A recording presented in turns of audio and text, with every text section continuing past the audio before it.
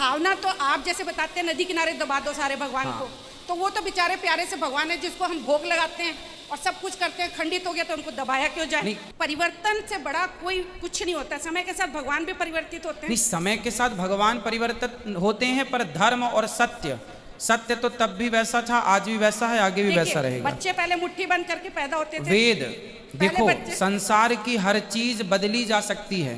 हाँ। और समय के साथ बदलना भी चाहिए। हाँ जी। लेकिन 5000 साल पहले जो भगवान ने गीता में जो कह दिया है, हाँ, क्या आने वाले लाखों साल बाद भी उसमें कोई परिवर्तन करने की गुंजाइश है? और आप ये बोलते हैं प्राण प्रतिष्ठा, तो मैं जानना चाहती हूँ प्राण प्रतिष्ठा का क्या मतलब होता है? प्राण प्रतिष्ठा हमारे वेदों ने आज्ञा दी है कि जब कोई मूर्तिकार मूर्ति बनाता है, हाँ जी, तो उस मूर्ति को लाकर मंदिर में स्थापित की जाती है, तब प्राण प्रतिष्ठा कराई जाती है।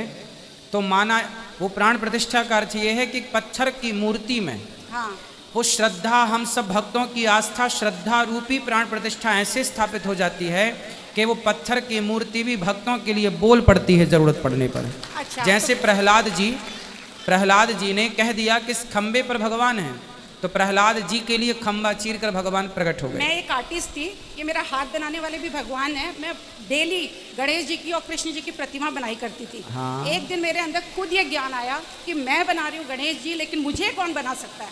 बिल्कुल। तो साक्षात भगवान हमारे अंदर बैठे हैं और प्राण प्रतिष्ठा अगर कर रहे हैं तो वो अगर खंडित होते हैं तो उन्हें क्यों दबाया जाए? उस भाव से उनको पट्टी बांधे, एकदम साक्षात जिंदे को आप दबा क्यों रहे हैं? भावना तो ऐसी होनी चाहिए कि उनकी मलम पट्टी करें। हाँ, भावना तो ऐसी होनी चाहिए, लेकिन अपने यहाँ ना एक नियम और है, खंडित मूर्ति की पूजा नहीं होती। लेकिन भावना तो आप जैसे बताते हैं नदी किनारे दबा दो सारे भगवान, हाँ, को, तो वो तो बेचारे प्यारे से भगवान है जिसको हम भोग लगाते हैं और सब कुछ करते हैं, खंडित हो गया तो उनको दबाया क्यों जाए? नहीं, खंडित पूजा का विधान नहीं है ना, इसलिए बहुत सारी चीजें ऐसी होती है। आप जैसे एक बार बोले, अपन लोग ना वही मानते हैं जो वेद कहते हैं। परिवर्तन से बड़ा कोई कुछ नहीं होता। समय के साथ भगवान भी परिवर्तित होते हैं। नहीं, समय के साथ भगवान परिवर्तित होते हैं, पर धर्म और सत्य तो तब भी वैसा था, आज भी वैसा है, आगे भी वैसा रहेगा। बच्चे पहले मुट्ठी बंद करके पैदा होते थे। वेद देखो, संसार की हर चीज बदली जा सकती है। हाँ। और समय के साथ बदलना भी चाहिए। हाँ जी। लेकिन 5000 साल पहले जो भगवान ने गीता में जो कह दिया है, हाँ, क्या आने वाले लाखों साल बाद भी उसमें कोई परिवर्तन करने की गुंजाइश है? गीता में तो ये लिखा है कि मैं आत्मा हूँ, मैं अजन्मा हूँ, मैं सूक्ष्म हूँ, मेरे को कोई पहचान ही नहीं सकता। पहचान नहीं सकता? भगवान के अगर अवतरित होंगे तो जिस चोले में, मैं राम और भगवान कृष्ण को जानती हूँ, ज्यादा मेरे को ज्ञान नहीं है क्योंकि ज्ञानी आप हैं। मेरे को जितना तो आपके दास हैं, जितना ज्ञान है उसका बता रही हूँ मैं भगवान राम को। और क्योंकि पिक्चर सीरियलों में जितना भी देखी, भगवान राम और भगवान कृष्ण, इनको बहुत अच्छे से जानती हूँ, इनका अवतार हुआ। लेकिन भगवान राम को कोई नहीं जानता था कि वो भगवान है। भगवान होते तो उनकी निंदा भी नहीं करते, सीता की भी निंदा नहीं करते। जीवन में मेरे लिए भी इतने उतार चढ़ाव हुए, लोगों ने मेरी इतनी निंदा की थी सीता की तरह ही, कि आज मेरे अंदर मेरा रोना आ जाएगा भगवान को लेके कि लोग इतनी चुगली करते हैं कि मेरा शरीर पूरा बर्बाद हो गया, मैं पागल खाने तक जाके आ गई, ऐसा सिर्फ। लेकिन मैं भगवान को मानती हूँ, वो भी मेरे कर्मों का फल है। कर्म से ऊपर कुछ नहीं होता है, कर्म प्रधान है।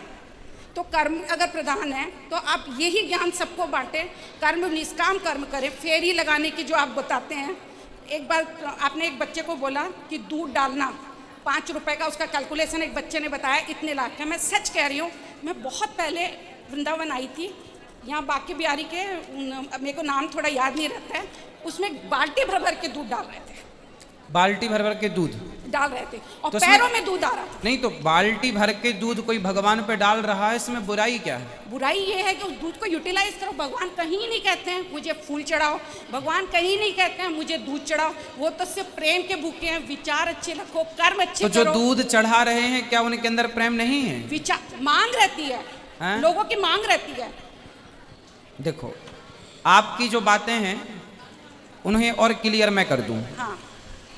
भगवान को दूध की जरूरत नहीं है, बात सही है। हाँ। लेकिन एक भक्त अपनी आस्था लिए बैठा है। हाँ। अब क्या भगवान को खिचड़ी की जरूरत थी? लेकिन कर्माबाई की खिचड़ी भगवान खाने आते थे। क्या भगवान को दूध की जरूरत है? पर नामदेव जी के दूध को पीने स्वयं ठाकुर जी आया करते थे, विठलनाथ जी। तो देखो, आप कह रहे हैं कि जो दूध बाल्टियों से चढ़ाया जाता है शंकर जी को, वो आप कह रहे हैं कि वेस्ट होता है। पैरों में भी आता है। हाँ, वेस्ट होता है, आपका कहना ये है। वो किसी को खिलाया पिलाया जाए, कुछ भी अच्छे कार्य में करो, मैं अब ये नहीं देखो, कह रही खिलाया पिलाया जाए। खिलाया पिलाया जाए, खीर बना के बांटी जाए, बात अच्छी है। लेकिन हमारे यहाँ ये तो बताओ कि लाखों लोग शराब पी रहे हैं। हाँ जी। शराब का प्रचार टीवियों पर, बड़े बड़े सुपर डुपर स्टार फिल्मों पर धड़ल्ले से हो रहा है। मैंने आपका ये आज सब तक किसी से आपने सुना शंकर जी पर दूध क्यों चढ़ाया जाता है, वो गरीबों में क्यों नहीं बांटा जाता? ये सवाल आपने लाखों लोगों से सुना होगा, लेकिन आज तक सुना कि शराब पीने से कितनी माताओं बहनों का सिंदूर उजड़ जाता है, बेटियों का बाप चला जाता है, बच्चे अनाथ हो जाते हैं।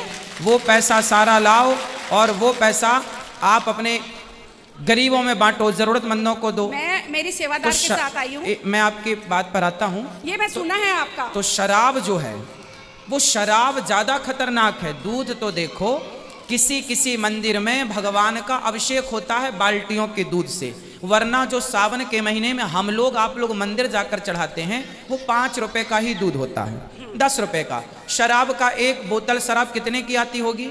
50 रुपए की, 100 रुपए की। और दूध कितने का आता है? शराब आती है 100 रुपए की, उसे पीकर आदमी बर्बाद होता है, और 5 रुपए का दूध चढ़ा के आदमी को संतुष्टि मिलती है कि मैंने भगवान के लिए कुछ किया। लेकिन जो कर्म करके आए हैं, जो कर्म करके आए हैं, उसका फल हमें मिलना ही मिलना है। उसमें विधाता करता नहीं है। हाँ। भगवान करता है ही नहीं। मेरी सेवादार आई है, बहुत प्यार करती हूँ मैं उससे। उसका पति पूरे जीवन शराब पीता था। हाँ। वो उसको ठीक नहीं कर पाई। वो अपने बच्चों को छोड़ दिया, पति को छोड़ दिया, अपनी पत्नी को छोड़ दिया। वो सड़क पे रहा शराब पी के। लेकिन कर्मों का हिसाब किताब भगवान सबका लेता है।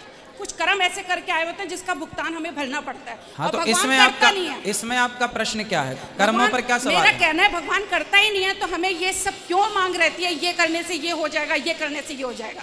भगवान की भक्ति दोनों प्रकार की है ना, निष्काम भी है और सकाम भी है। भगवान अर्जुन को यही समझाए हैं, कर्म कर, फल की इच्छा मत कर और निष्काम कर। अरे भाई, कर्म तो करना है। हाँ। लेकिन कई बार भक्तों की इच्छा है। हाँ। भाई, भक्त की इच्छा है मैं भगवान से प्यार करता हूँ। अब मीराबाई ने भगवान से तो कुछ नहीं चाहा, पर भगवान से भगवान को तो चाहा। फिर आप बोलते झूठा नहीं खिलाना चाहिए घर में किसी को। भगवान पहले एक एक का तो हो जाने दो। सबरी के बेर भी झूठे खाए थे क्योंकि वो प्रेम के भूखे हैं। हाँ, तो भाई शबरी भक्त हैं और भगवान ने उनके बेर खाए झूठे। हाँ। अब हम दूध पिए और वो झूठा दूध या झूठी चाय या झूठी रोटी आपको दे दें तो वो गलत है ना।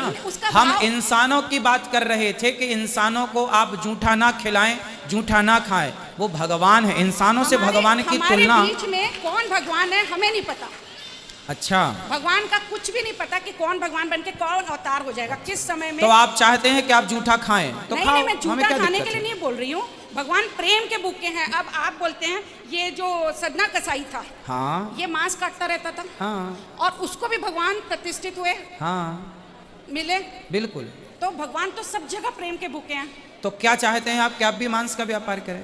मांस का व्यापार नहीं, मैं एकदम शाकाहारी हूँ। देखो, मैं बता रही हूँ कि भगवान समझो, तो सिर्फ प्रेम के भूखे होते हैं। भगवान तो प्रेम के भूखे, राम ही केवल प्रेम प्यारा लिखा तो है। हम कक्षा में यही बात समझाते हैं कि भगवान से प्रेम करना चाहिए, लेकिन प्रेम के साथ साथ जो हमारे कर्तव्य हैं, हम इस संसार में आए हैं, है ना। अब जैसे आपने सवाल किया तो हमारा कर्तव्य है कि हम उसका उत्तर दें। हाँ जी। तो आपका बेटा होगा, तो आपका बेटा है तो स्वाभाविक है आपका कर्तव्य होगा कि आप उसे दूध पिलाएंगे। तो आपको प्रेम तो भगवान से करना है, पर संसार में आपको व्यवहार भी तो करना पड़ता है। तो आप व्यवहार कुशलता से निभाते हुए भगवान से, भगवान किसी वस्तु के भूखे नहीं है, लेकिन कोई भक्त, हमने ये कहा है कि भगवान को जरूरत नहीं है पुष्पों की, हाँ, माला और हार की।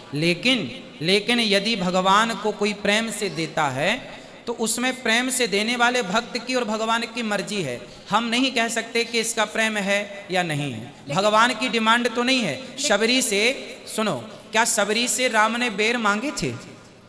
बताओ। वो तो भगवान को इतना प्रेम करती थी। पहले ये बताइए, क्या शबरी से राम जी ने प्रेम बेर मांगे थे? देखिए मैं इतनी ज्ञानी आपकी तरह नहीं हूँ। मैं ज्ञानी अज्ञानी की बात मैया जी नहीं कर रहा हूँ। पहले आप उत्तर दो कि क्या राम जी ने शबरी से बेर मांगे थे? मांगे नहीं थे। हाँ, मेरे को ये पता है, बस दिया खाए ना, थे। उनसे प्रेम से बेर दे दिए। उसी तरह हमसे भगवान पुष्प मांगते नहीं है, पर कोई भक्त पुष्प तोड़कर लाया, बड़ा सुंदर है, भगवान के चरणों में चढ़ा दिया, तो बुराई भी तो नहीं है। नहीं, बुराई किसी चीज की नहीं होती है। हाँ। लेकिन प्रथा जैसे धीरे धीरे पल्ला हट रहा है, उसमें प्रचार पल्ला। अब आप विषयांतर बहुत हो रहे हैं। अब इस बात से अब सीधे पल्ले पे आ गए। नहीं, मैं एक एक चीज जो वीडियो सुनी उसमें आपका ये आंसर। पल्ला तो देखो आपका भी नहीं है सिर पर। नहीं है तो रखना चाहिए। देखिए समय के साथ में परिवर्तन जो आ रहा है ना, पहले पर्दा प्रथा था, फिर पर्दा हटा, फिर उसके बाद दूसरी चीज आई, तो एक के बाद एक अगर परिवर्तन हम करेंगे। माता पिता की सेवा बहुत अच्छा आप तो आप किस में परिवर्तन करना चाह रही हैं, क्लियर बताइए। आपने माता पिता को जो रखते हैं उसके लिए मैं आपका जितना शुक्राना करूं हाँ। वो शुक्रिया, और आप सेवा भाव बताते हैं वो भी बहुत अच्छी चीज है। लेकिन सिर में पल्ला लग के अगर गर्मी लगती है, सेवा भाव नहीं हो पाता है, तकलीफ होती है। हमारे सिख भाइयों को देखिए, गर्मी हो सर्दी हो सिर पर पगड़ी रखते हैं कि नहीं? हाँ। रखते हैं कि नहीं? अब देखो, अब आप मैया माना की गर्मी लगती है तो सिख भाई तो पुरुष, महिलाओं को छोड़ो, सिख भाइयों के पुरुष इतनी पगड़ी पहनेंगे, आपका पूरा दुपट्टा 2-3 और लग जाएंगे उसमें, इतना सिर पे रखते हैं। देखो बात सही है, लेकिन फिर भी परंपरा। अब मेरे को कपड़े पहनने की क्या जरूरत है? मैं कमर ही ढक लूँ, अपना ऊपर का कुछ भी ना पहनूं। लेकिन देखो हमारे यहाँ मर्यादाएं भी हैं, है ना।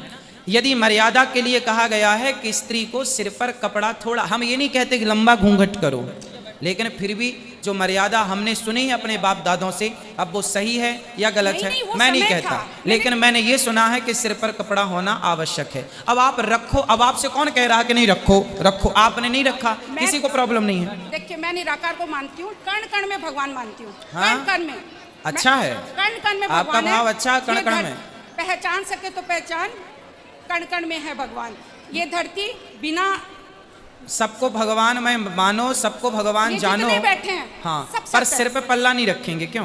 क्या पल्ला? मेरे सबको भगवान जानेंगे हम, सबको भगवान मानेंगे, लेकिन सिर में पल्ला नहीं रखेंगे। मैं पल्ला को ये नहीं बोलती। बात भटक कर लो, मैया से बात करा दो, क्या कहना है मैया? हाँ बोलो। मेरा मतलब ये नहीं है कि मैं पल्ला नहीं रखना चाहती, लेकिन मेरे लिए पल्ला नहीं जरूरी है। हाँ, मैं कोई ढक रहा है उसको मना नहीं कर। ये बताओ आपसे कहा किसने के रखो? हाँ तो मैं इसलिए, आप बोल रहे थे कि आप नहीं ढके हुए हैं, तो मैंने कहा मेरे लिए जरूरी। आपने बताया ना, तो हमने कहा भाई रखा तो आपने भी नहीं है। आपके अंदर जो बैठे ना, मैं आपको कृष्ण मान रही हूँ। हाँ। और मैं अर्जुन हूँ। हाँ। मैं उस रूप में आपसे ज्ञान लेना चाहती हूँ। क्या अर्जुन कृष्ण के बीच में ये पल्ले वाला ज्ञान हुआ ही नहीं था, इसलिए मैं उसमें असमर्थ हूँ। कहीं गीता में लिखा होता ना, हाँ। कि आप लोग को पल्ला रखना चाहिए, हाँ। तो मैं शायद समझती। तो आप मत रखो ना मैया, तो कौन आप बोले कह तो रहा मैं है? बात कर रही हूँ, मैं तो नहीं रखती हूँ। हाँ। मैं तो कण कण में भगवान है बता रही हूँ। हाँ, कण कण में आप भगवान को मानो। अच्छा बेटा बात कर लेने दो मैया, कण कण में आप मानो, आपको कौन रोका है मानने से, ये तो बताओ। सूरज, धरती, चांद, आकाश, सब में रचना भगवान की है। तो ठीक है, आज मेरा कहना है कि हर चीज को देखोगे आप, नारियल देखो, पानी अंदर कैसे हाँ गया, सब भगवान है, सब भगवान की ठीक लीला है। अच्छा विचार है आपका। आंसू गिरते हैं महाराज जी, आंसू। अच्छा है, इस सृष्टि की रचना देख के। ठीक है।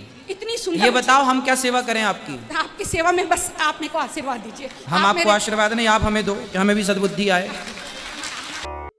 गीता ज्ञान दाता कहता है, अब उसकी पहचान भी बताता है कि वो तत्वदर्शी संत होगा कैसा। श्रीमद् भगवत गीता अध्याय नंबर 15 के श्लोक नंबर 1 में तत्वदर्शी संत की पहचान बताई है। क्या बताया है कि ये एक संसार रूपी उल्टा लटका हुआ वृक्ष समझो, पूरा विश्व सब ब्रह्मांडों समेत, और जिसकी ऊपर को जड़ है, नीचे को तीनों गुण रूपी शाखा है। श्रीमद् भगवत गीता अध्याय नंबर 15 के श्लोक नंबर 1 से लेकर 4 में ये स्पष्ट किया है। इस उल्टे लटके हुए संसार रूपी वृक्ष की जानकारी दी है। अब आपको ये उल्टा लटका हुआ संसार रूपी वृक्ष दिखाते हैं, फिर आसानी से जो दास सब सदग्रंथों से रूबरू करने जा रहा है, आपको आसानी से समझ जाएंगे। देखिएगा, ये समझो एक संसार रूपी वृक्ष है पूरा।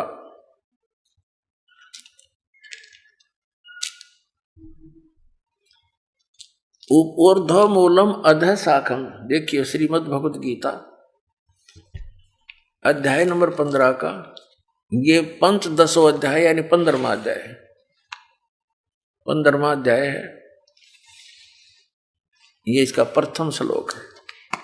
इसमें कहा कि ऊर्ध्व मूलम अधः शाखम अश्वत्थम प्राहु अव्यम छंदासी यस्य पर्णानि ये तम वेद स वेदवित्।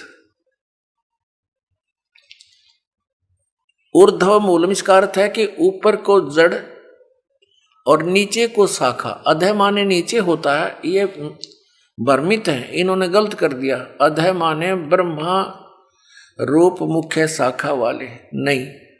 ये दूसरा अध्याय में 15वें अध्याय के दूसरे श्लोक में 2 बार अधः है, अधः अधः। इसका अनुवाद इन्होंने इसके अगले पृष्ठ पे किया है। अधः माने नीचे, अधः माने नीचे, अधः माने नीचे, ऊर्ध्व माने ऊपर, अधः माने नीचे, अधः माने नीचे। तो हम यहां इसको शुद्ध कर लेंगे, इन्होंने गड़बड़ कर दी थोड़ी सी, ये बेईमानी करके जान के समझ में ना आई। अब हम फिर 15वें अध्याय के प्रथम मंत्र में फिर आगे हैं। ऊर्ध्व मूलम ऊपर को जड़ और अधः शाखम नीचे को शाखा वाला, अश्वत्थम प्राहु अव्यम ये संसार रूपी पीपल का अविनाशी वृक्ष कहा है। छंदासी यस्य पर्णानि इसके जो पत्ते आदि जो हैं इसके छंद हैं, विभाग हैं, पार्ट हैं। ये तम वेद उन सभी भागों को जो जानता है, तम उस अज्ञान अंधकार में छपे हुए उन सब विभागों को जानता है। स वेदवित् वह वेद के तात्पर्य को जानने वाला है, अर्थात वो तत्वदर्शी संत है। ये देखिएगा, आदि पुरुष परमेश्वर रूप मूल वाले, ये भाव कहने का ये है कि ऊपर को जो जड़ है ये वाली, ये ऊपर को जो जड़ है ये तो समझो ऊर्ध्व मूलम तो है आदि पुरुष परमेश्वर यानी परम अक्षर ब्रह्म, ये तो है वो सच्चिदानंद घर ब्रह्म समझो, ये जड़ें तो। और ये तना अक्षर पुरुष, ये परम अक्षर पुरुष, ये तना अक्षर पुरुष। ये देखिएगा, ये पूर्ण ब्रह्म कहो, परमेश्वर कहो, परम अक्षर ब्रह्म कहो या सच्चिदानंद घन ब्रह्म कहो, ये जड़ें हैं। जैसे ये जड़, ओनली जड़, और फिर इसके बाहर जो जमीन से बाहर दिखाई देता है इसको पेड़ बोलते हैं। गीता ज्ञान दाता ने केवल इतना ही कहा कि ऊर्ध्व मूलम ऊपर को जड़ और नीचे को शाखा वाला, ये संसार रूपी पीपल का वृक्ष कहा है। और जो संत इसके सभी छंद यानी विभागों को जानता है, स वेदवित् वो तत्वदर्शी संत है। परमेश्वर कबीर जी ने 600 वर्ष पहले आकर कहा था, तत्वदर्शी संत की भूमिका बताई थी अपने सच्चिदानंद घन ब्रह्म की वाणी में, अपने मुख कमल से बोलकर। वो ऐसी ही लीला करता है, वेद भी प्रमाण देते। 600 वर्ष पहले लगभग परमात्मा ने बताया था कि अक्षर पुरुष एक पेड़ है जो जमीन से बाहर दिखाई देता, उसको वृक्ष बोलते। अक्षर पुरुष एक वृक्ष है और सरपुरुष वा की डार जिसको निरंजन भी कहा है, ज्योति निरंजन। और तीनों देवा रजगुण ब्रह्मा सतगुण विष्णु तम गुण शिव जी, तीनों देवा शाखा हैं और पात रूप संसार। अब गीता ज्ञानदाता कहता है कि जो इस संसार रूपी वृक्ष के जो ऊपर को जड़ नीचे को शाखा वाला उल्टा लटका संसार रूपी वृक्ष है, जो इसके सभी छंद यानी सभी विभागों को बता देगा, वो तत्वदर्शी संत है, वो वेद के तात्पर्य को जानने वाला है। अब देखिएगा, परमात्मा ने 600 वर्ष पहले बता दिया था कि अक्षर पुरुष एक पेड़ है, ज्योति निरंजन यानी सरपुरुष वा की डार और तीनों देवा शाखा है, ये पात रूप संसार। अब देखो, परमात्मा ने बताया कबीर अक्षर पुरुष एक पेड़ है, निरंजन वा की डार, इसको सरपुरुष भी कहते हैं ज्योति निरंजन को।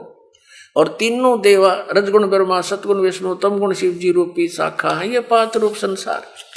ये देखिएगा, ये क्योंकि ये जमीन से ये प्रोक्ष है, पूर्ण परमात्मा तो गुप्त है। जमीन में जैसे जड़ प्रोक्ष होती है, जमीन में जैसे जड़ प्रोक्ष होती है। अब ये तना ये अक्षर पुरुष है, अक्षर पुरुष एक पेड़ है और सरपुरुष वह की डार, ये मोटी डार। सरपुरुष कहो, ज्योति निरंजन कहो, काल ब्रह्म कहो, और तीनों देवा रजगुण ब्रह्मा, सतगुण विष्णु, तमगुण शिव जी, ये शाखा है।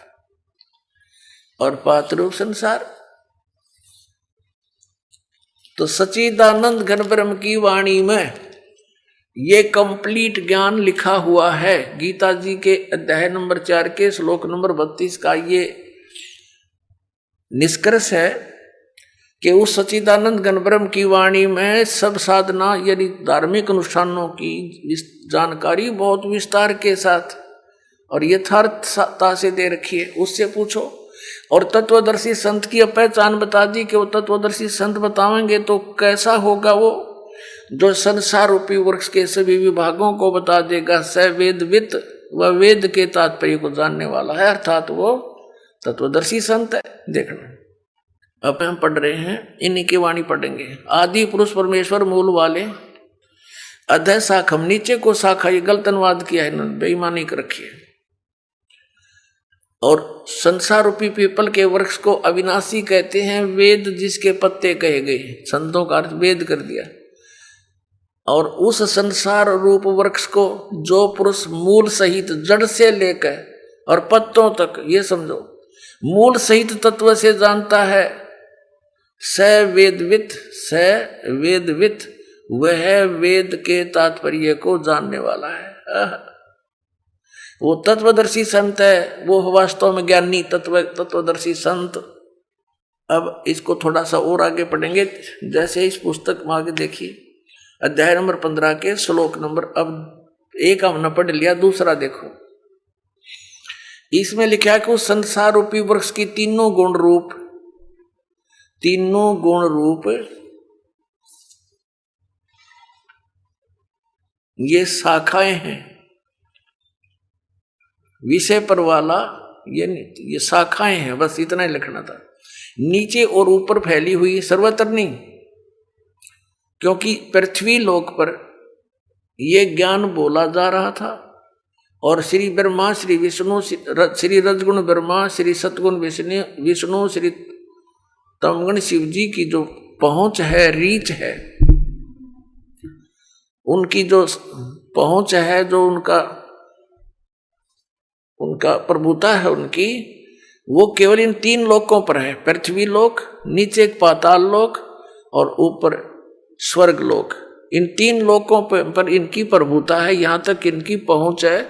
ये एक एक विभाग के मंत्री हैं। और पृथ्वी लोक पर यूं बोला जा रहा है क्या ना, ऊपर और नीचे यानी स्वर्ग और नीचे पाताल तक इनकी क्षमता है। रजगुण ब्रह्मा, सतगुण विष्णु, तमगुण शिव जी की। देखना, श्रीमद् भगवत गीता अध्याय नंबर 15 का हम श्लोक नंबर अब दूसरा पढ़ रहे हैं।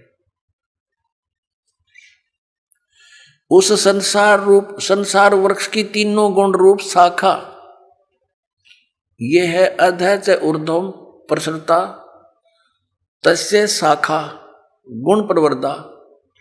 अब यहां तीनों गुण रूप जल से बड़ी हुई शाखाएं नहीं है, यह है विषय पर वाला शाखा, विषय विकारों की शाखाएं हैं, ऐसा समझो। इन्हें गलत कर रखा है।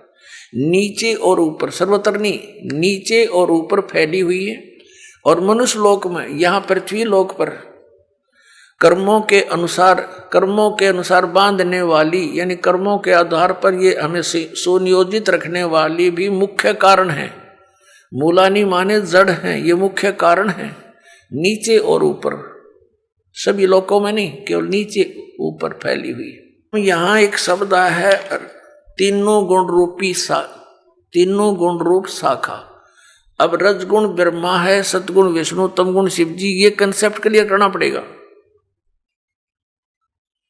एक तो बहुत ही सिंपल सा देखिए आप, रजगुण ब्रह्मा है, यही तीनों गुण है, यही 3 देवता, इन्हीं पुराणों में देखिएगा। ये गीता प्रेस गोरखपुर से प्रकाशित है, मार्कंडे पुराण।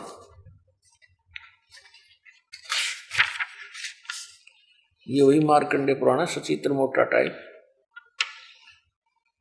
अब ये कहां से छपी है, यहां से देखना। प्रकाशक एवं मुद्रक हैं गीता प्रेस गोरखपुर, गोविंद भवन कार्यालय, कोलकाता का संस्थान। ये इनके फैक्स और फोन नंबर है। इसके 123 नंबर पर आपको दिखाते हैं संक्षिप्त मार्कंडे पुराण। 122 पृष्ठ से शुरू करेंगे। ये मार्कंडे जी बोल रहे हैं, मार्कंडे जी अपना ज्ञान बता रहे हैं और इसके सामने आ जाते हैं। यहां रजोगुण प्रधान ब्रह्मा, तमोगुण प्रधान रुद्र और सत्व प्रधान श्री विश्वपालक विष्णु हैं। यही 3 देवता हैं और यही 3 गुण हैं। यही 3 देवता हैं, रजगुण ब्रह्मा, सतगुण विष्णु, तमगुण शिव जी। और यही 3 देवता कहो चाहे इनको 3 गुण कहो। वह कंसेप्ट क्लियर। वैसे तो बुद्धिमान को कहते हैं संकेत बहुत होता है, लेकिन फिर भी ये बहुत गहरी जड़ें हैं इस अज्ञान की हमारे अंदर। और प्रमाण देते हैं एक, देखिएगा। ये है श्रीमद् देवी भागवत हिंदी टीका सहित भाग 1। ये कहाँ से प्रकाशित है? ये है अथ देवी भागवतम भाषा सभाष्टिकम समातम, खेमरा श्री कृष्ण दास प्रकाशन, मुंबई 4। अब यहां देखना,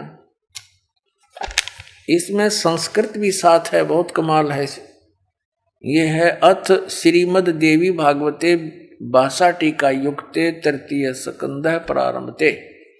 3रा स्कंद प्रारंभ हुआ। अब इसके 11वें पृष्ठ पर, 3रे स्कंद में 11वां पृष्ठ पर हम अब आ गए हैं। 5वां अध्याय है ये।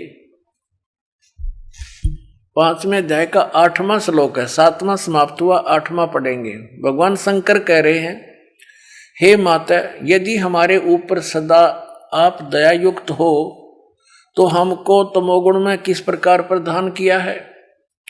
ब्रह्मा रजोगुण और हरि सतगुण युक्त किए हैं। क्यों युक्त किए हैं? अब यहां हम हिंदी भी पढ़ेंगे। हिंदी हमने पढ़ ली, संस्कृत पढ़ेंगे।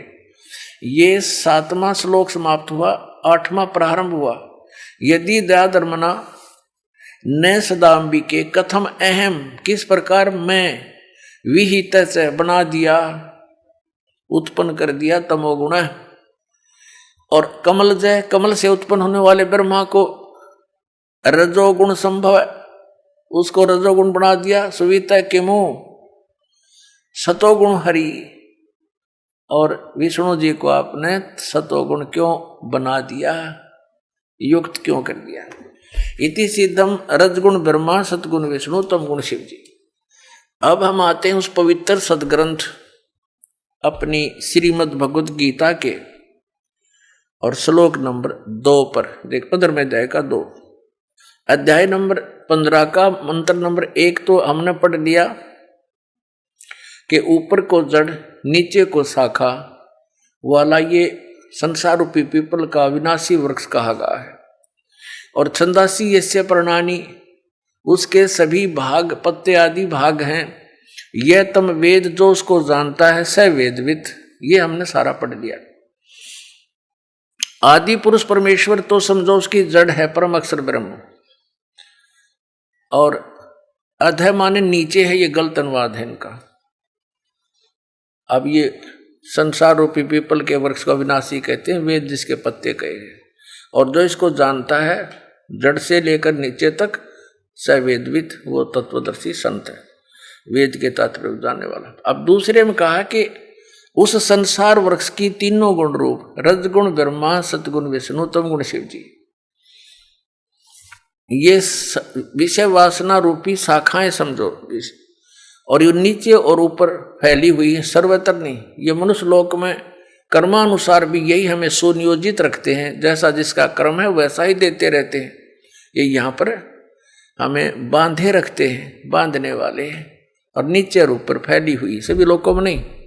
अब तीसरे में कहा है इस संसार का स्वरूप जैसा कहा है वैसा यहां विचार काल में नहीं पाया जाता। गीता ज्ञानदाता कहता है कि जो मैं तुझे अब गीता का ज्ञान तेरे मेरे विचार काल में डिस्कशन में गीता जी के ज्ञान की चर्चा में इस संसार रूपी वृक्ष का जैसा स्वरूप कहा है वैसा यहाँ विचार काल में यानी तेरे और मेरे गीता जी के डिस्कशन में मैं नहीं बता पाऊंगा, क्योंकि इसका यहाँ विचार काल में नहीं पाया जाता, क्योंकि न इसका आदि है और न इसका अंत है, कि मुझे इसका कोई ज्ञान नहीं है, तथा न इसकी अच्छी प्रकार सतिथि है। इसलिए इस सुविरुद्ध मूलम इन्होंने अनुवाद गलत किया है, अति दृढ़ मूल वाले, ये ठीक है, इतना ही काफी है। अति दृढ़ मूल वाले यानी ऊपर को जो जड़ है वो तो है अमर स्थल, अमर स्थान परमात्मा का। जैसे ऊपर को जो जड़ समझो, जहां से सब संसार की उत्पत्ति हुई है, जड़ों से पेड़ उगता है, बनता है पौधा बनकर, तो वो आदि ऊपर के जो लोक हैं, सतलोक, अलखलोक, अगम और अकैलोक, वो तो सुविरूढ़ है यानी दृढ़ है, वो तो अविनाशी स्थान है, और वहां से ही बाकी के संसार रूपी वृक्ष की प्रवृत्ति पर विस्तार को प्राप्त हुई है, यानी उस वहां से ही सबकी रचना हुई है, तो वो तो अविनाशी है। सुविरूढ़ मूलम, संसार रूपी वृक्ष की जो जड़ है वो तो समझो दृढ़ है, अविनाशी है। ये देखिए, ये ऊपर को जड़ और नीचे को तीनों गुण रूपी शाखा, ये संसार रूपी वृक्ष है। तो ऊर्ध्व मूलम, ऊपर की जो जड़ है वो तो अविनाशी है। अब 15वें अध्याय के हम अब तीसरा श्लोक पढ़ रहे हैं। सुविरुद्ध मूलम यानी अति दृढ़ मूल वाले ऊपर के स्थान तो कति अविनाशी हैं। उस संसार रूपी पीपल के वृक्ष को दृढ़ेन माने दृढ़, असंग शस्त्रेण का अर्थ है या तत्व रूपी तत्व ज्ञान रूपी शस्त्र के द्वारा काटकर, इन्होंने वैराग रूप शस्त्र बना दिया इसका, उस क्योंकि तत्व ज्ञान की बात चल रही है, तत्व ज्ञान रूपी शस्त्र द्वारा काटकर, अर्थात उसको अच्छी तरह उस तत्वदर्शी संत से तत्व ज्ञान प्राप्त करके और इसको अच्छी तरह समझकर उसके पश्चात परमेश्वर के उस परम पद की खोज करनी चाहिए। देखना 15वें अध्याय के 4थे श्लोक में, तीसरा हमने पढ़ लिया, अब 4थे पर आ गए, यहां इसका अनुवाद है 4थे। उसके पश्चात यानी तत्वदर्शी संत से प्राप्त ज्ञान के आधार से, उस तत्व ज्ञान के आधार से उसके पश्चात उस परम पद परमेश्वर को भली भांति खोजना चाहिए, जिसमें गए हुए साधक यानी फिर लौटकर संसार में नहीं आते, और जिस परमेश्वर से इस पुरातन यानी पुराने संसार रूपी वृक्ष की प्रवृत्ति विस्तार को प्राप्त हुई है, यानी जिस परमात्मा ने सब ब्रह्मांडों की रचना की है, उसी आदि पुरुष नारायण के परम अक्षर ब्रह्म के सच्चिदानंद घन ब्रह्म की मैं शरण हूं, इस प्रकार दृढ़ निश्चय करके परमेश्वर का मनन और निधि ध्यान करना चाहिए। परपदे माने उसकी पूजा करनी चाहिए।